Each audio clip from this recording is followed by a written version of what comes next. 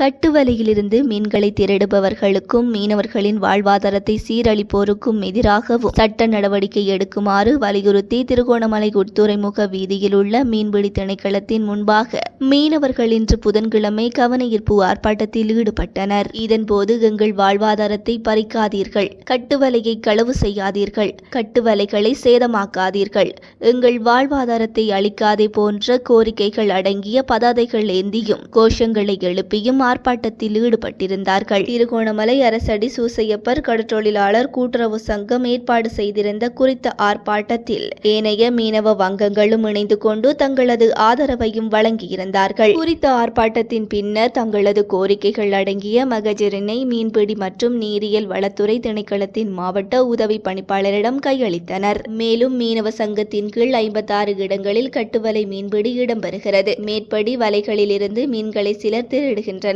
கணவாய் மீன்களை பிடிப்பதற்கு அவர்கள் பயன்படுத்தும் விசேட தூண்டில்களால் கட்டுவலைகள் சேதமடைகின்றன. வலைகள் சேதமடைவதால் கூட்டில் இருக்கும் மீன்கள் வெளியேறி விடுகின்றன. இதனால் வலைகள் சேதமடைந்து மீன்கள் வெளியேறுவதனால் வருமானம் முழுவதும் இழக்கப்படுகின்றது. 1935ஆம் ஆண்டு முதல் 4 தலைமுறைகளாக கட்டுவலைகளை பயன்படுத்தி மீன்பிடியில் ஈடுபட்டு வரும் தமது வாழ்வாதாரத்தை அரசாங்கம் பாதுகாத்து திருட்டில் ஈடுபட்டோரை சட்டத்தின் முன் நிறுத்த வேண்டும் எனவும் ஆர்ப்பாட்டத்தில் ஈடுபட்டோர் தெரிவித்தனர்.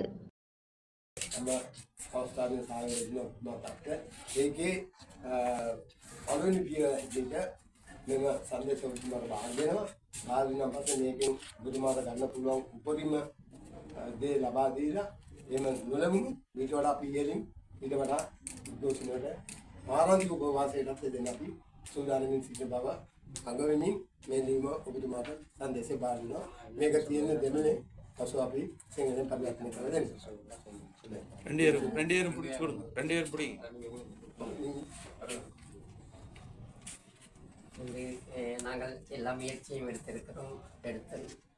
அதில் எங்களுக்கு நீதி மறுக்கப்பட்டது நிமித்தம் நாங்கள் இந்த சிறிய கவனஈர்ப்பு போராட்டத்தை இந்த இடத்துல நாங்கள் செய்ய வேண்டிய நிலை தள்ளப்பட்டுள்ளோம். எங்களுடைய வேண்டுகோள்களை எழுத்து மூலமாக உங்கள்கிட்ட சமர்ப்பிக்கிறோம். நீங்கள் எடுக்க வேண்டிய நடவடிக்கை எல்லாத்துக்கும் நாங்கள் பூரண ஒத்துழைப்பு வழங்குவோம் என்பதை தெரிவித்துக் கொள்வோம். எங்களுடைய நீதியை பெற்றுத்தர எங்களுக்கு ஆவணம் செய்ய முடியாது.